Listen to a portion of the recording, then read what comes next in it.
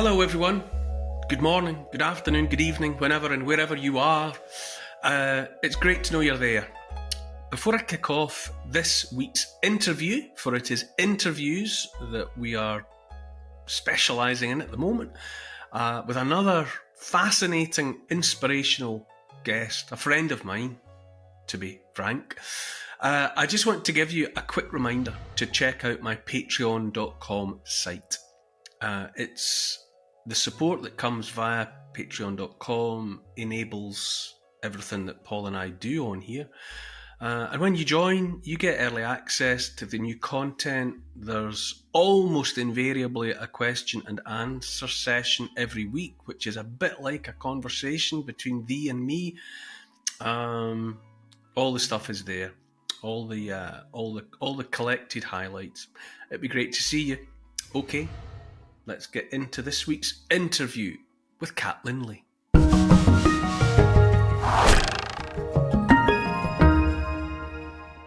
In recent weeks, you'll have noticed that instead of listening to me bang on about a love letter to the world, we've been opening up to conversations with interesting, inspirational people, and we're continuing with that today. My guest for this latest chat is Kat Lindley, who's a physician, a healer, a doctor. Our paths crossed, as my path has crossed with so many people in the last few years, on account of the COVID debacle. And Kat has become a reassuring voice for me. We've had, innumerable conversations. We often share social media spaces where we talk to the wider world about various divergent topics, direct democracy, vaccines, World Health Organization, you name it. And Kat is someone that I have come to find a great source of comfort and reassurance. And I just in the last hour or so found something of Kat's own words on a website describing her approach to medicine, to what it is to care. Quote, "I always felt that medicine is about humanity, spirit, mind and body. We are all more than the sum of our cells and functions. We are human beings inside our bodies. Inside our bodies lives a spirit that needs nurturing through faith, love and good deeds. Reclaim your life 1 minute at a time, 1 hour at a time," which I think is perfect. Good morning, Kat. Hi, Neil. Thanks for having me again. This is actually one of my favorite things to do, talk to you. Oh, well, that's a completely shared feeling. I've been reassured by the thought that I was going to talk to you for an hour or so today. I'll try and keep it within an hour, because I know you're busy and you've got a whole day ahead of you. So with no more procrastinating, I'll start by saying, what is your state of mind as I find you today, Kat? You know, we're sort of 4 years in to this apparent resetting of the world that we knew before. How are you feeling about it all today?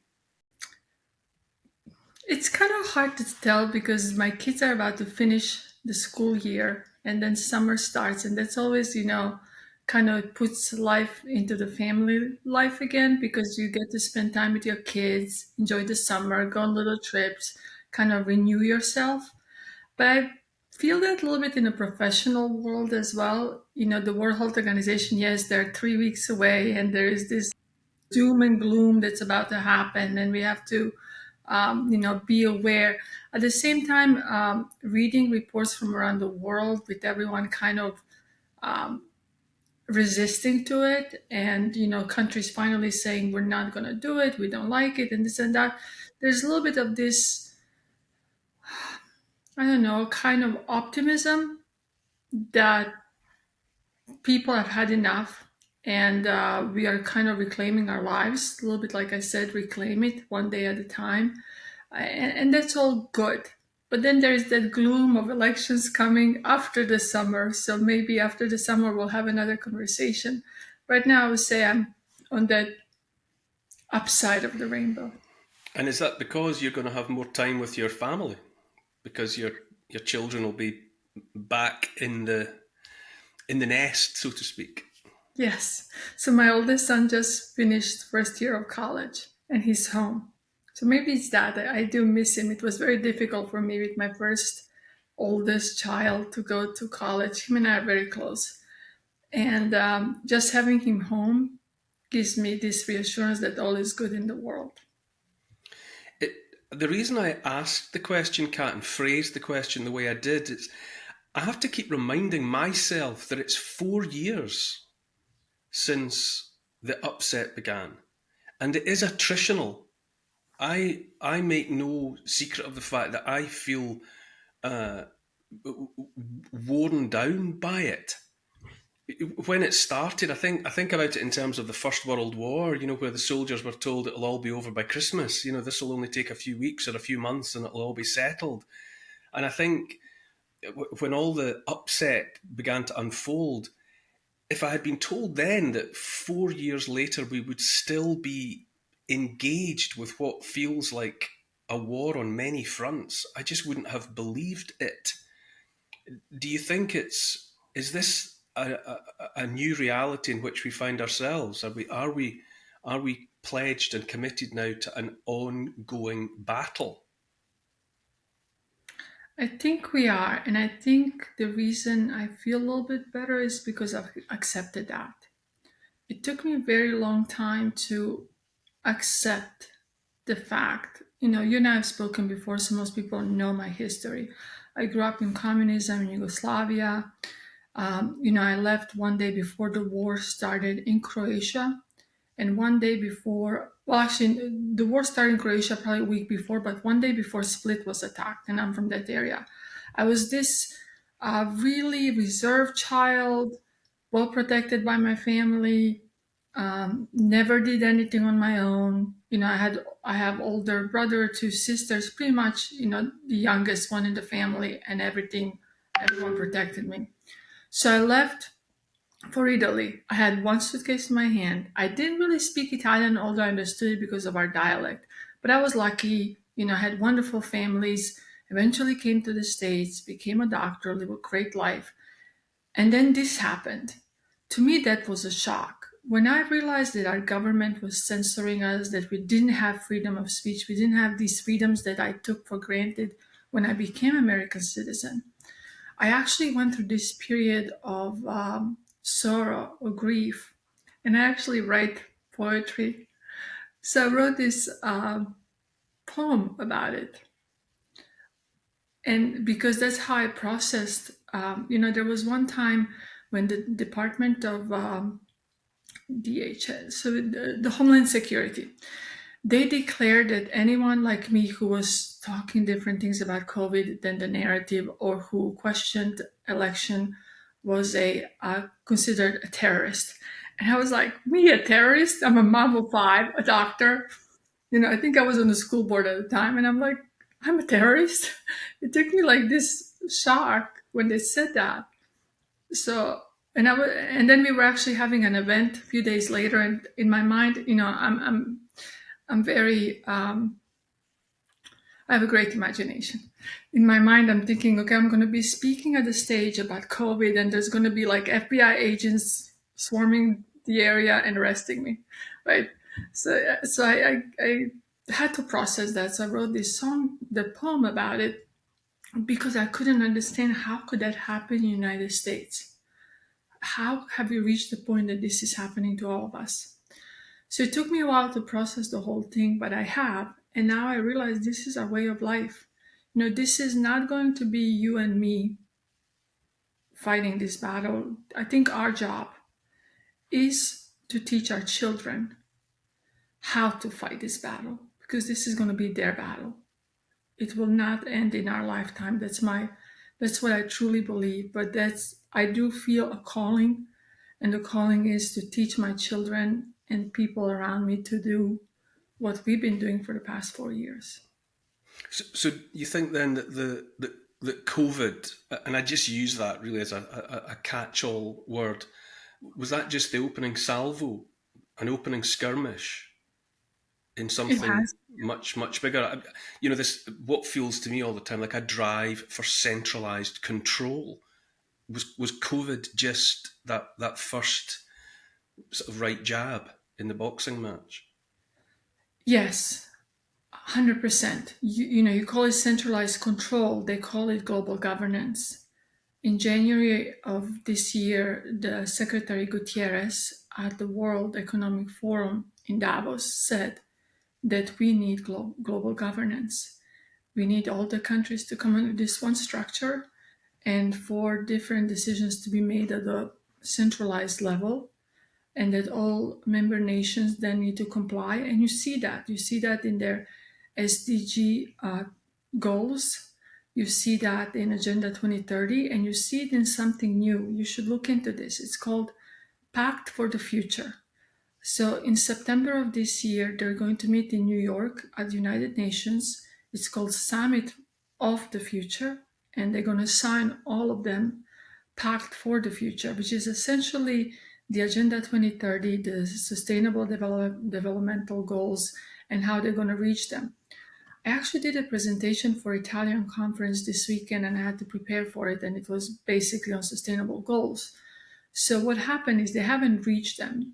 They're halfway through and they haven't even touched them. So now they're expanding them into this Pact for the Future. And the idea is that the world will be ruled by elites, by United Nations, by World Health Organization, by these NGOs and public partnership, which is kind of a form of, corporate fascism. This idea that going to have these big technocracies, big companies rule the world, and the rest of us are just going to comply and stay in our little lanes. You mentioned earlier the World Health Organization, and obviously you and I have had or been party to several conversations about this and the international health regulations and so on and so on. In recent weeks, we were invited to think there had been a what you might call a bit of a climb down, that they had wound back on some of the terms, some of the language that had caused so much alarm. I was instantly suspicious about the apparent climb down, and I wonder, could you're so much more versed in it than I. What do you think that they have, watered it down, or do you agree with me that they have every bit as much of an intention at the World Health Organization of overcoming national sovereignty of the 190 odd member states and ruling the world from one centralized place? So I think they're playing political and corporate games. There was a huge pushback from all of us, from UK, United States, different countries, when we had the language of binding obligations, when we had the language of censorship, when we had the language of gain of function and things like that. There's a lot of elements in both of those documents.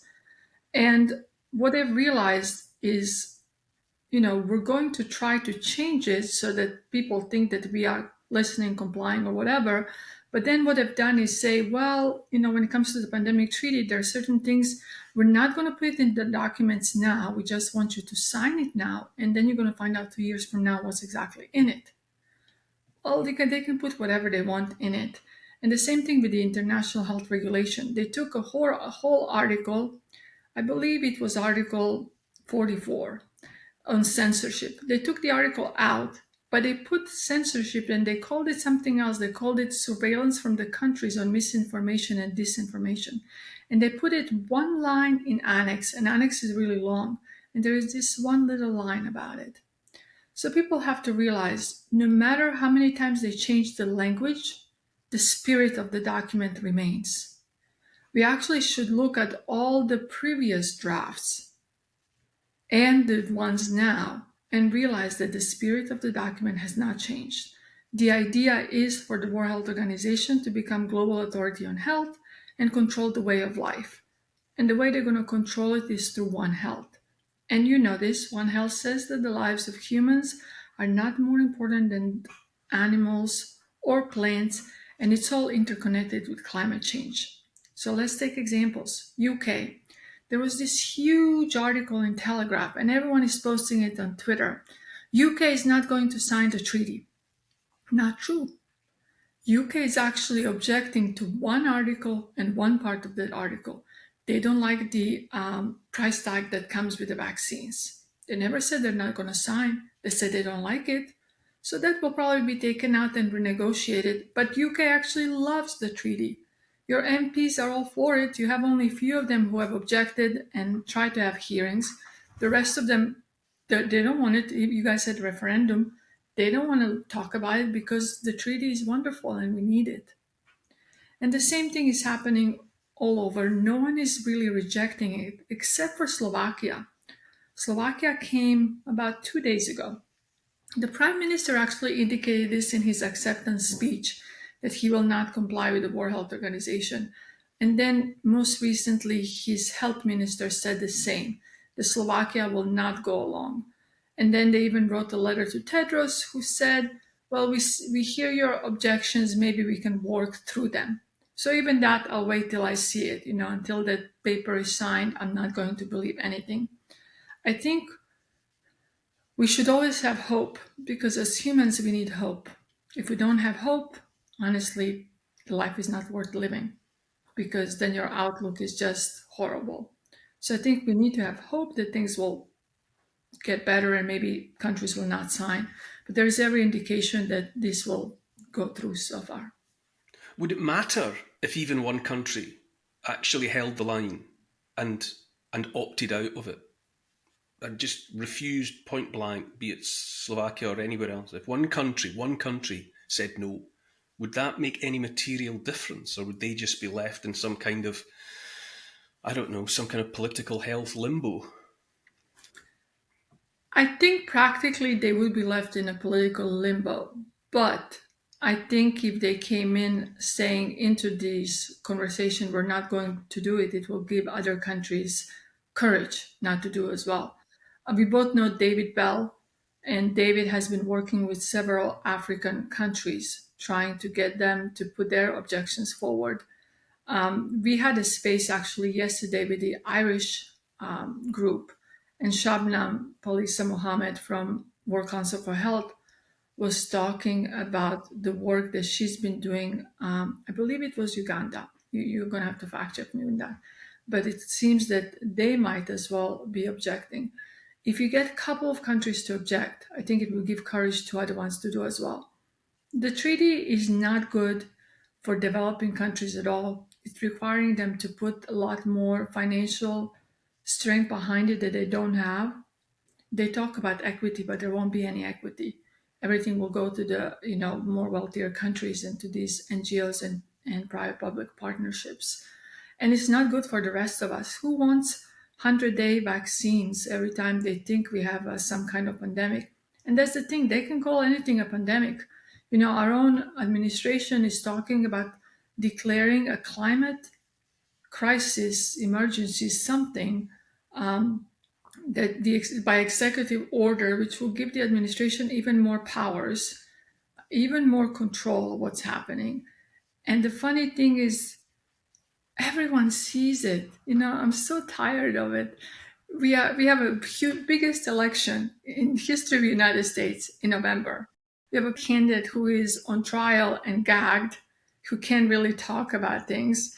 You have the other candidate who is campaigning from the White House, and he has his people on the podium talk about the other candidate that's under trial. It's a really, I'm going to try not to use the bad word, but I feel like it's such a, remember we did the space, all the world is a stage, because it is. All the world is a stage. And we're just, watching it. What troubles me and also encourages me in a sense is we certainly here in Britain, we believe if we've paid attention at all, that we live by a social a contract between ourselves and the state, and that in return for our tolerance and in return for our obedience, we let them organise our lives. the social contract is predicated on us having representation, that we have a say over those who are taking part in the decision making process.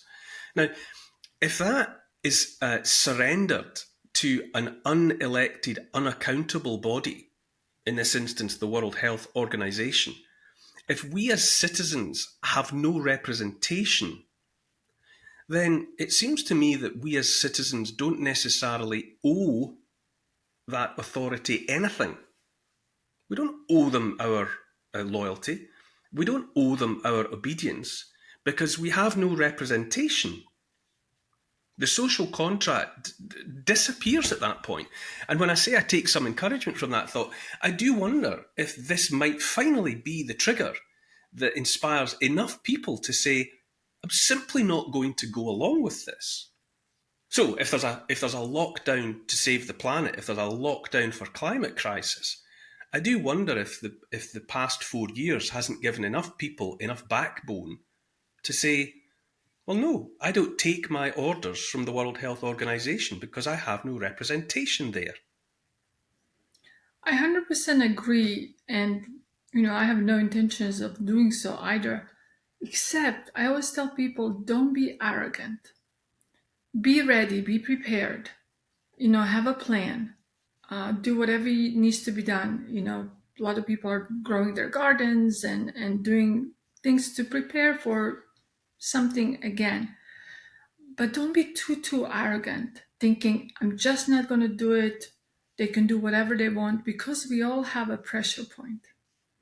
I don't know about you, but I would venture that your children are your pressure point. So I'm just saying, while I 100% agree with you, don't be too arrogant to think that they cannot get to you. They could, so be ready for it. I don't push for a kind of pitchfork and flaming torches revolution. I never No, have, I know that. because revolutions, there's never been a revolution by the people. The French Revolution, the Russian Revolution, it's just another part of the elite bumping the incumbent part of the elite away from the levers of power and taking over. It's not the people. It never is the people. Revolutions are disasters for the people. I think I just have a mindset of being prepared quietly and politely to say no, quietly and politely to not comply. I agree with you. I really wanted, as well, just given the week in which this conversation is taking place for you and I, Kat, the withdrawal around the world of the AstraZeneca product. I'm loath to call it a vaccine. I don't call it a vaccine.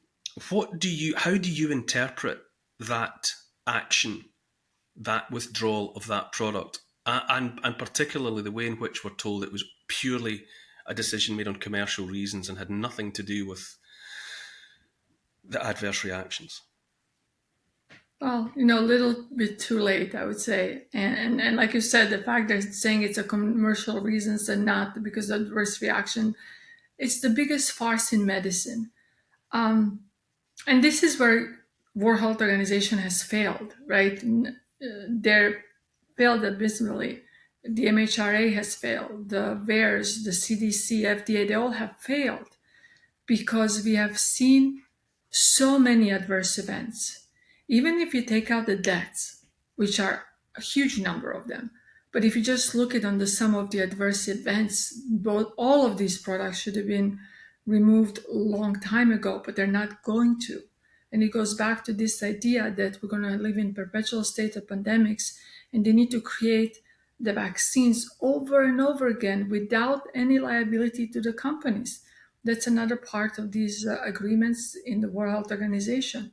The companies will not have no liability, and if they have any, it's going to be minimal, and they're going to be able to produce over and over these products so that they can make more money for their stakeholders.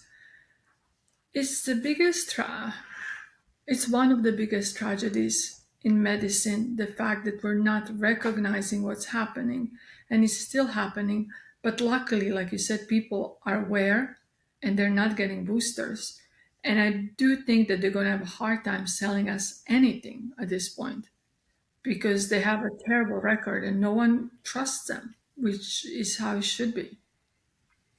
I'm very suspicious also about the fact that this product that's been withdrawn is not built on the mRNA platform. It's the mRNA platform that I have come to fear, Yes. like no other, and I do wonder at the fact that the product that has been withdrawn in this way, it almost feels like one that they're prepared to just, well, we'll throw that one under the bus. We'll let that one go, because the preoccupation is with mRNA. And here in Britain, for example, we've got the government has long been trumpeting the fact that it's invested in and will continue to invest in the technology of that platform. And it's the very idea of everything in future being built on that platform, which we're still not talking meaningfully about as a threat to human life. That's true. We actually had this conversation months ago, and that's why when I read that AstraZeneca was removed, I was like, hasn't it been removed before? Because, I was talking to my friends, colleagues, physicians, and even then you could see indication that they were going to throw this one under the bus because it was a not mRNA platform, and they need to keep mRNA platform sacred, right? Because that's the way forward for them. So I think this was going to be the one that they were going to say, well, this is one that had problems and we recognize it. So we're going to go to the more safer one, not acknowledging the fact that this one is as bad, if not worse. But they cannot get rid of it. That's their plan. You can only get 100-day vaccines if you do it on mRNA platform. I don't know if you remember Disease X. That was like a few months ago. I think around January time they were talking about Disease X. They kept on saying there's going to be something that's 20 times worse, 20 times deadlier. We don't know what it is, but we have a vaccine for it. And Oxford was one of the universities that is putting the vaccine together. So most likely what they've done, and I'm not a biochemist or someone who knows too much about production, but I understand some things. They probably created this mRNA backbone that now they can plug and play. So that's why they like this, and that's why they can make it in 100 days, because they have this whole backbone of the industry already ready for them to say, okay, the vaccines are ready, let's do whatever we want. And then you have these talks about avian flu. They really need something to be zoonotic, right? They need something to jump from the animal to the human to kind of explain or make an excuse for the One Health agenda. What people don't realize, a lot of these things are already part of our government. We have One Health agenda platform already in the human health and human services, not only on federal level, but on state level. I'm sure if you looked up, NHS, there is a One Health department in NHS. This is all plug and play. We're playing chess with them, and there are many, many moves ahead of us. We're just trying to catch up to them. We haven't caught up necessarily, but we've given them hard time because people have risen to understand that we cannot trust the industry, we cannot trust the institutions, and people have connected on a level that they never understood that we could. So, like I said, this is going to be a long, prolonged journey for all of us. But I certainly have hope that at the end, people will prevail. It will just take us a while. What are the implications for the whole concept of vaccination? You're a doctor. This has been part of the world that you've inhabited as a professional person. I took all the vaccinations going. I was given childhood vaccinations, such as they were when I was a child. When I've been travelling internationally, I have taken vaccinations for whatever, for yellow fever and for hepatitis, this, that, and the other, like most people have. But from this point on, I didn't take any of the products that were pushed as COVID vaccines, and I am I'm beyond wary whatever it is that Big Pharma comes out with in a vial, I'm not buying, but I am aware that that is a potentially revolutionary position in which we find ourselves as a species, because has the very concept of vaccination been holed below the waterline for too many people, that too many people just won't trust in future? And can you blame them, right? Based on the record so far that our agencies have, and things that people have unraveled, like Naomi Wolf with the FOIs, where they knew certain things, but they still didn't tell the FDA or something. Like the Pfizer knew certain things, but they still didn't tell these regulatory agencies what's going on. And in some cases, regulatory agencies knew themselves and ignored it. You have to wonder why. But vaccination thing, it's a very difficult subject because it's almost like someone telling you, you believe in God and you've read the Bible your whole life. And then someone tells you, Bible is a made up book. It was just, nothing in there is true. What do you do now? You start questioning your belief structures, start questioning everything you've been taught. And it's a journey that we all are reaching on a different level, whether you're a physician, scientist, or person as well. There are a lot of parents who now will not vaccinate their kids at all, or they have stopped vaccinating them. Can you blame them? You cannot. Because when you have an agency and pediatricians say, well, we do know that kids can get myocarditis, but it's not a big deal and it goes away. This is kind of where I started talking very early on about the vaccine and pediatrics especially. I remember one night my oldest, he was I think 16, 15 at the time, came down in the middle of the night and he goes, Mom, I can't breathe. He was short of breath. This was before the vaccines and everything. Not that I was going to give it to him. But he couldn't breathe. He was short of breath. He had chest pain. And I think he just had a really bad pneumonia.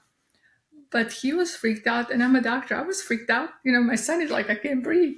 So I'm driving him to the ER, and he's in the back, and the whole time I'm like, Benjamin, are you awake? Are you awake? Because I was afraid something's happening to the kid, So for pediatricians to tell parents who have their kids come to them whenever and say, I have chest pain, I can't breathe, that's normal. It was the most craziest thing I've ever heard in medicine. None of that is normal. Our kids having chest pain, not being able to breathe, not being able to walk. Maddie DeGaray is in a wheelchair. None of that is normal.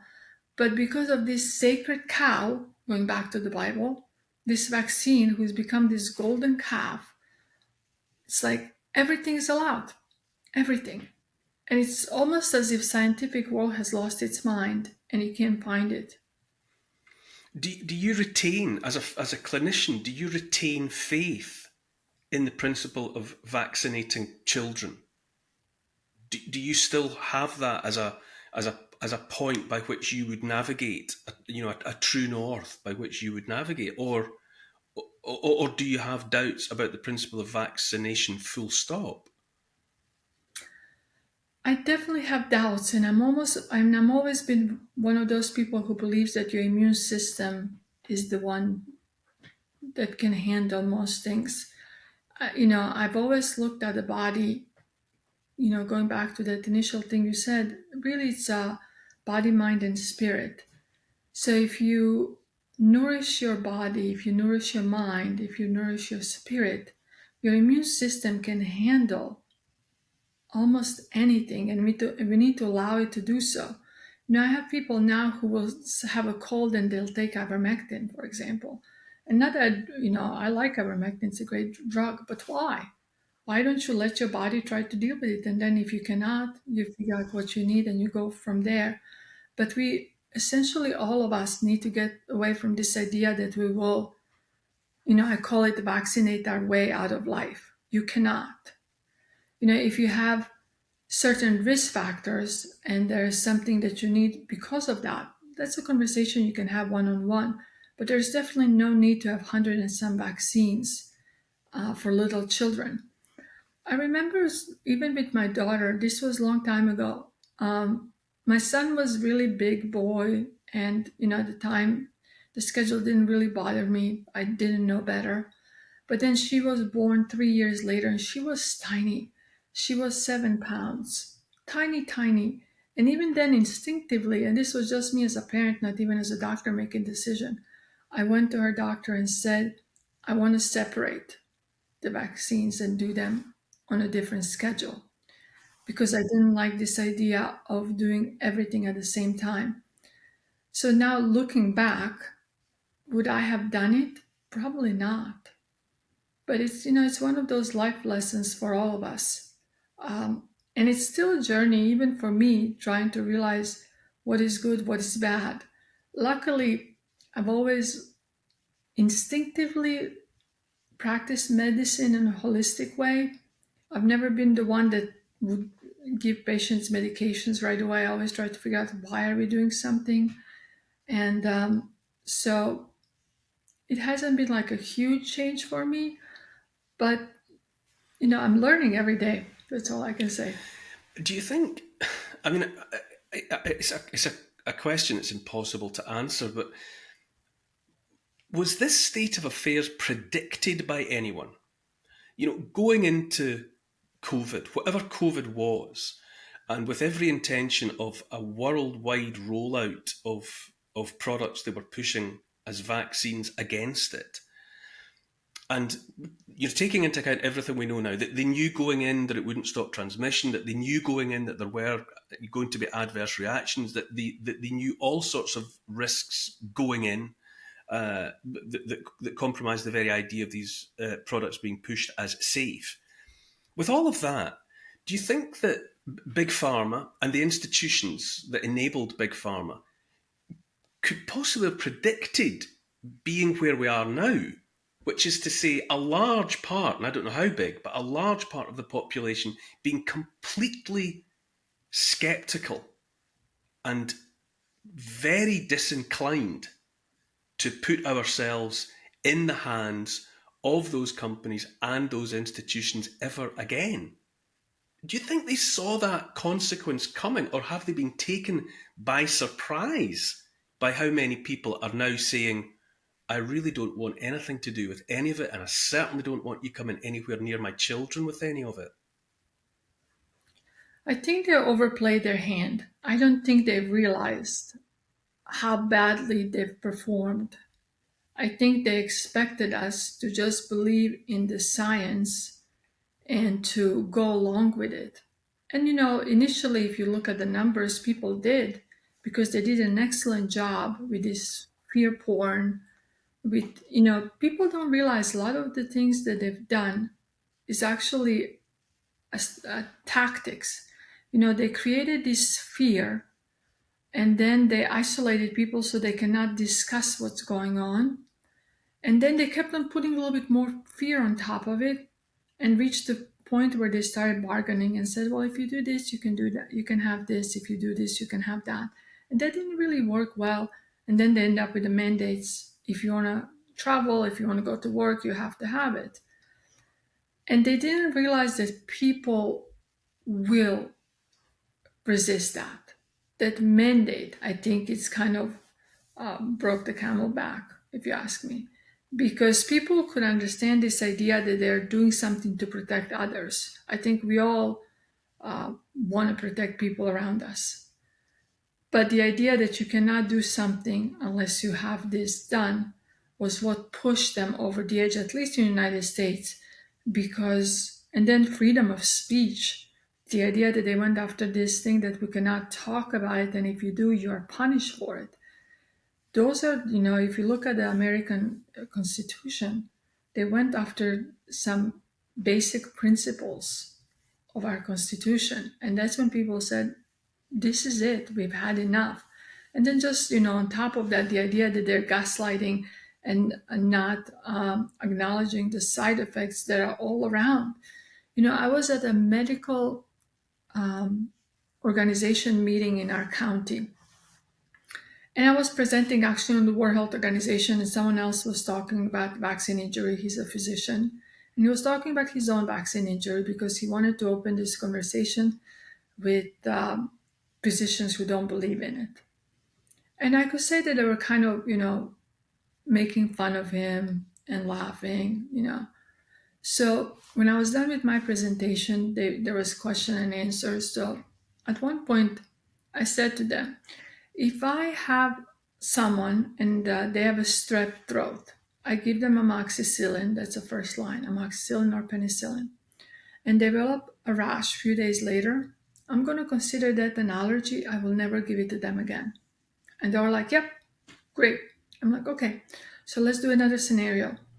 I have someone, the age doesn't matter, but they're a healthy person, no medical problems, and they've gotten a vaccine, whether it's one or two, doesn't matter.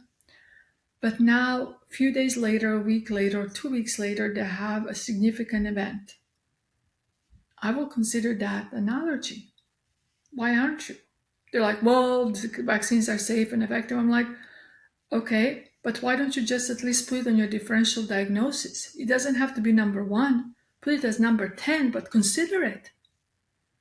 We've gone away from this essential basics medicine where we will not keep on giving someone a pathogen that we know is causing a reaction because one of those reactions could be death. Because everyone has bought into this idea, safe and effective, and is this, like I said, golden calf that we all have to bow and honor, and we cannot listen to people around us. So, it's been one of those things that's really hard to understand. Yeah, I mean, I worry about it personally because I know that I have arrived at a mindset where I just don't know who to trust. But I would have previously, 5 years ago, even I would have thought that when I went to see my GP, that he was looking at me, that he was considering my, the unique person that is me, would have listened to what my problem was, and that he would have been prescribing or putting me on a course of treatment that was specific to me, specific to Neil Oliver. And now I've lost that trust because what I saw happening was this one size fits all solution. They suddenly had something they were calling COVID-19, and every single person on the planet, black, white, and brown, young and old, fat and thin, pregnant women, newborn babies, everybody was just to be given this product. And that we were told it was absolutely safe and going to be absolutely effective. And I very much doubted that at the time, and so I didn't take it, and neither did my wife, and neither did my kids. But I'm now in this place where I think that was how those professionals were prepared to operate. They were prepared to disregard the individual. They were prepared to disregard the state that person was actually in, physically and emotionally and mentally, and just give them a one-size-fits-all product about which they, as physicians, could hardly be expected to know much more than nothing. And now I don't know if I trust the profession at all. But I'm aware of what a precarious position that puts me in. I worry about that. I worry about that a lot too. Actually, that's one of the reasons I decided to join FLCCC. I do these talks all the time, and people will say to me, I'll never go to the hospital again, I'll never see a doctor. And I understand that the onus is on us, on physicians, to return trust in medicine. And I do feel that people can do a lot of stuff on their own. Like I said, if you strengthen your immune system, live a healthy life, exercise, sleep well, enjoy your family, like do all those things that we used to do with our grandparents. Really, just if you return to that normal, happy time in your childhood almost, you can accomplish a lot of it on your own. But there are instances when you do need a doctor. And I always use this example because it happened to me twice. If you have a right lower quadrant pain and it starts getting worse and worse, and you possibly develop fever and vomiting, I really hope you go to the hospital. You might have appendicitis. It needs to be Appendicitis, yeah. removed. There's not going to be an herb or medicine I can give you, it will go away. So there are instances to recognize that you still need the institution. But in the meantime, while you're healthy and doing well, try to find someone you can trust. And you need to treat them almost like a job interview, right? You're interviewing them, and then you try to see if you share the same values. Can you be friends with this person? Ask your neighbors, your family members, do they have someone they trust? Don't just accept anyone, because you're bringing them into your life, into your family's life. And, CDC went through this few months ago when the director was going through the different speaking engagements, returning trust, restoring trust in medicine. I'm like, from CDC, it's never going to happen again. The physicians don't trust, well, most physicians, some, I'm not going to say most, some physicians don't trust CDC. So you can imagine the regular population when it comes to the trust of CDC, it's abysmal. So I used to laugh, and I kind of tweeted on that several times. But there are different organizations in UK, US, around the world where doctors are trying to restore trust. And FLCCC, we call it honest medicine. It's this idea to create an army internationally of these senior fellow physicians and scientists where you can say, I see their track record and I can trust these people. We're going to have to start creating our own, not medical societies, because I don't even know that I want to have another medical society, but a network of people where, if I have a friend in UK who asks me and they're sick, what do? I have a physician friend who I can call and say, would you accept this person and take care of them? We kind of just have to decentralize this idea of medicine and word of mouth right now, and then essentially build these networks, and based on their track records, you can try to decide if these are people you trust. It's going to have to be, we're going to have to start creating connections again, instead of hiding behind the computers like we've done for so long. We don't need EMRs. You should see my notes. Sometimes when I see a patient, I'll just write spider bite right arm, how big it is, so I know next time I look at it, is it shrinking down or not? I'm not writing 2-page report on it. There's no need for it. We need to, I always say, like, if I had to choose, I would want to go back to that time when I was a little kid running around, with my cousins and grandparents and having Sunday dinners. We have to return to back to that type of time. And that's when the doctors did home visits. I remember having lots of strep throats, actually, and the doctor would come in. He was a family friend, give me injection. The next day I go to school. Just like common sense. Yeah, Shankara Chetty that I had the great privilege of listening to, because he as you know, but he had people coming at him at the start of the whatever it was, and Mhm. he was treating them, and he made his deduction that it was a little bit like, as I understood it, it was like he was saying a kind of anaphylaxis. It was like after 7 or 8 days, people either got better, or if they got worse Mhm. after 8 days, he was putting them on high dose like antihistamines, and he was Yeah. bringing them all back. He didn't lose anyone. And then he was imported by Malaysia. The Malaysian government wanted him to tell all their physicians what his protocol had been, and he had an enormous beneficial impact on Malaysia as a result of just treating the patients in front of him and working from that basis. And I would never have known of that man's existence. My path would never have crossed his. But as you say, that's just a single example of the physicians that were out there who saw an illness, who saw ill people, and just sought to treat it and to treat each person as they presented to them, without just saying, "Well, the only thing I'm able to give you is this. Just stick it in Yeah. your arm, and we'll see what happens." I thought that's how doctors were. I thought that's how all doctors were. But but the great revelation for me, as has been demonstrated by the COVID debacle, was that no, it was a minority of physicians, as it turned out, who were remembering to work that way, which seemed to be eminently sensible to me. Yeah, and it's kind of interesting because like I said, they keep on talking about these new diseases, avian flu X, whatever. The group of physicians that I work with, we're not worried because no matter what they throw our way, we're going to do what our job is. And our job is to go in, figure it out, take care of the patients, and make them feel better. You know, these different viruses, they share a lot of same properties. They tend to respond to same medications.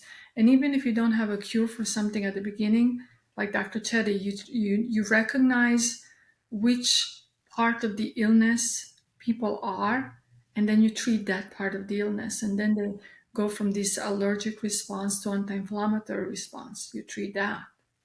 They go to infectious stage. You treat that. So if physicians were only left to do their essential job, I truly believe that this would have gone away. Same as SARS-CoV-1, there was no pandemic, there was no lockdowns, there was no rush to give us new products. You kind of have to wonder, why did they rush to do this, and why have they done it everywhere around the world? It's like the biggest trial they've ever had. And in essence, it is. They've done a trial, but they're not recognizing their own results. That's what's hard to grasp. The results of this biggest Yeah, global they're not paying trial, attention to the data. it's failed. It's failed. So let's get rid of this platform. But no, they don't want to, because the other result of this trial is they made a lot of money. And that's what's been put above the life of human beings and quality of life. This idea that finances and profits go ahead of people is something that we've seen for the past 30, 40, 50 years. And this is where you kind of turn it back around and you call it this corporate fascism, because that's what it is. You have corporations deciding. And it's really interesting. Before COVID, I'm one of those people that if I see a problem, I have to solve it. I have to try to solve it. So, once COVID and all this is done, there's going to be something else I'm going to try to solve. But before COVID was this idea that the United States wanted to have universal healthcare. I know you guys have it in UK, but I've been always against it because I recognize that if you have universal healthcare, you're going to have a government entity or different entity essentially deciding the quality of life and the longevity of population. And that's what we're seeing in Canada right now. Not only can you not have, like, let's say you break, you have to have a knee surgery.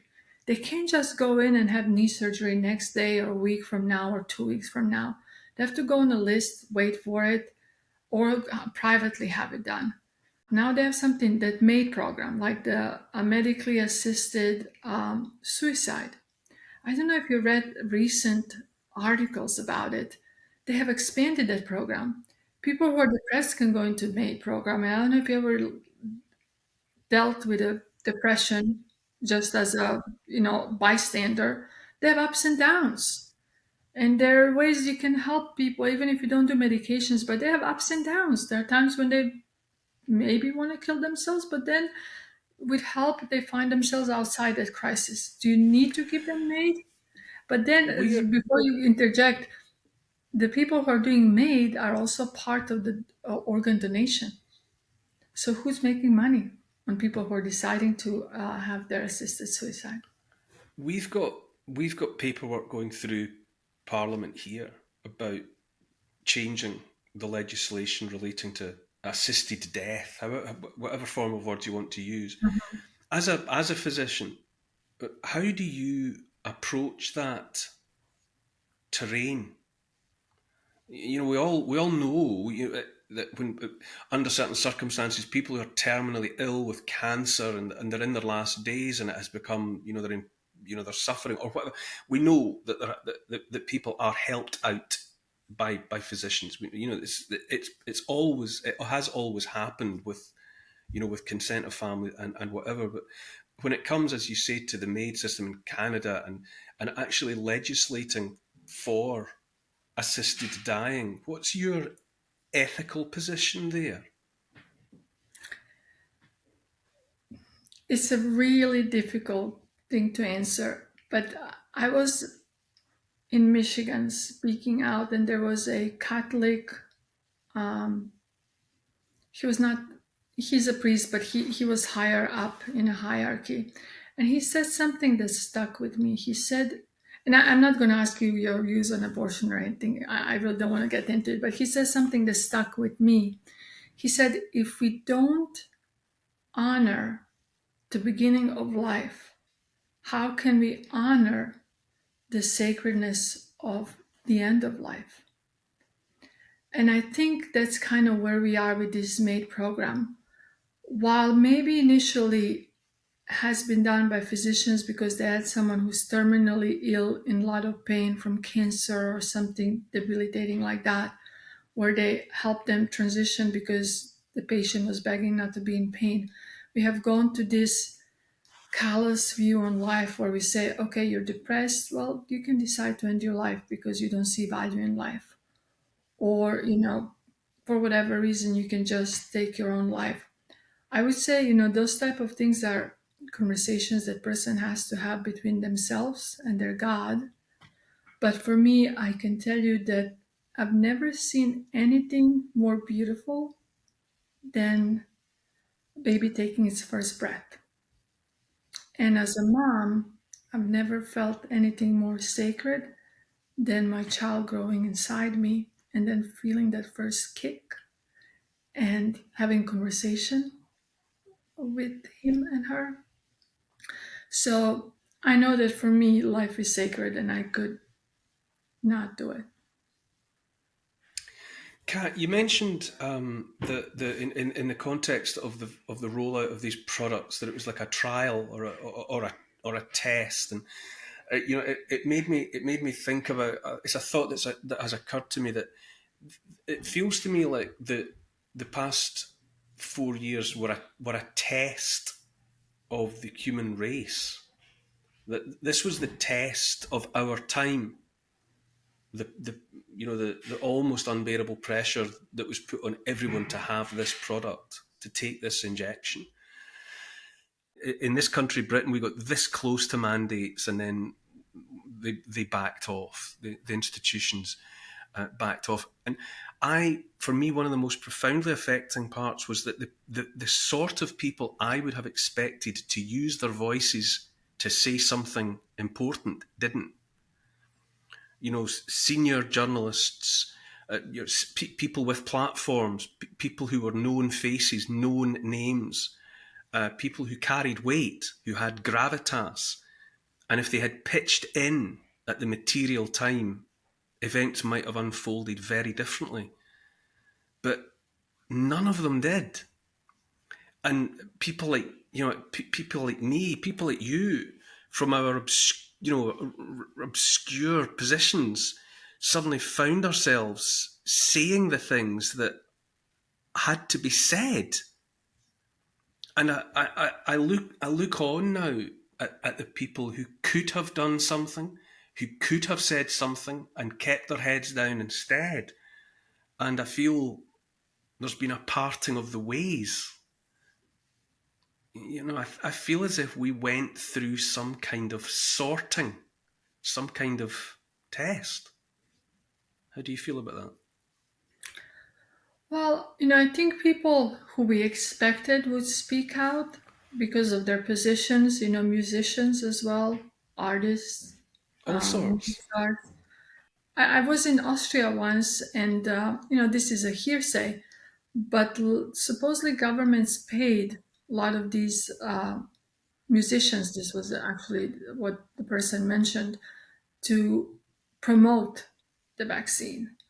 So the industry realized that we look up to some people, and later on we did find out that a lot of American figures have been paid Even one of our favorite football players, they show that he had a huge contract, and I don't know what it is. But the ones that just won the Super Bowl, and again, I forget his name is Kels. I'm terrible with football. My kids would kill me. I'm terrible with things sport as well. Yeah, my kids I would can't kill me help if you. they knew I don't know his name. But you have all these figures that our kids look up to, who are promoting the vaccine even after we've seen that it doesn't work. This was like booster. I think we are up to booster 9 in the United States of all things. So yeah, it's disappointing, but I think, and I know you are a historian and you like things like this, but our culture has changed. We have started looking up, our idols have changed. Our kids look up to these musicians, to movie stars that have no moral values. Our values are upside down. Our morality is upside down. Our ethics are upside down. We do live in a banana republic. And that's kind of where I go to what I said to you earlier. Our job, yours and mine, is our children.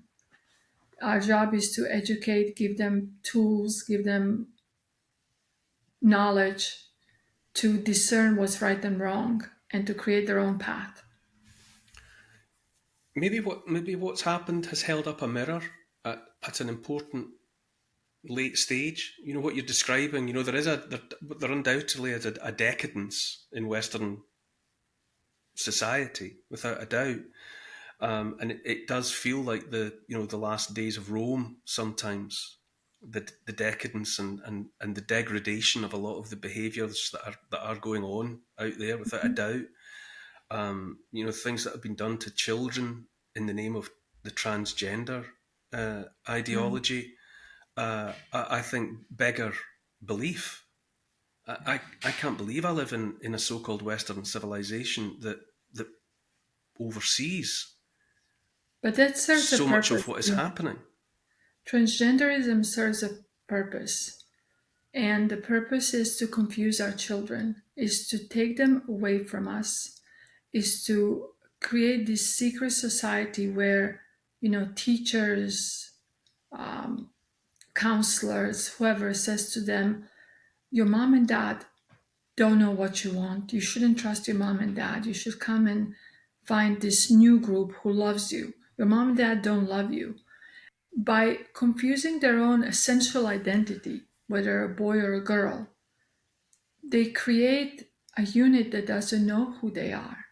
And as such, that unit is going to be very easy to control and will follow whatever the voice on top tells them to do. They're trying to, you talk about how did you and I get to this point.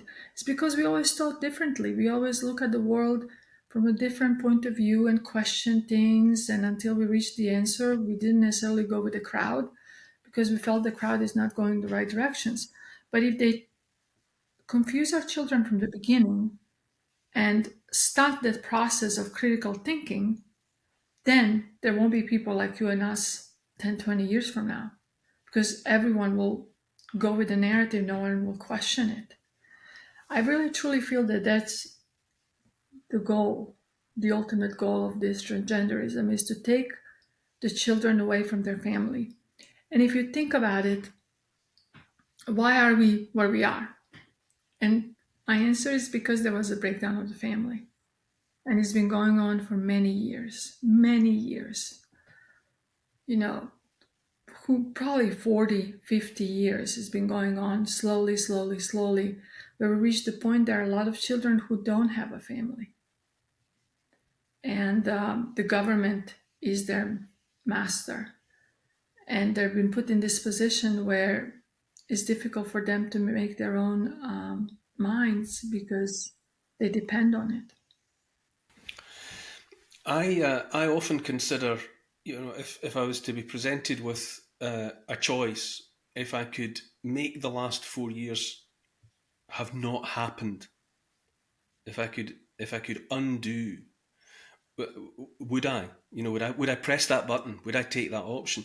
And the truth is, I ask myself that question quite often, and my wife and I talk about it, and we agree that we wouldn't. because the process that I've been thrust onto, what I've learned, and the people that I've found myself talking to, and I count you happily into that group, mean more to me than what went before. That my eyes have been opened, and that I am seeing now that which I was blind to before. I think, no, I'm on balance. I would rather be I would rather be going through this experience, seeing what I'm seeing, being frightened and unnerved in the way that I'm being frightened and unnerved, because I think it's for my improvement. And I wonder if you feel the same. I feel the same actually. And I think for me, it wasn't a huge leap as for some, from my, some of my American friends who've never had life that I had, because I had to grow up really fast. Like I said, I was really sheltered.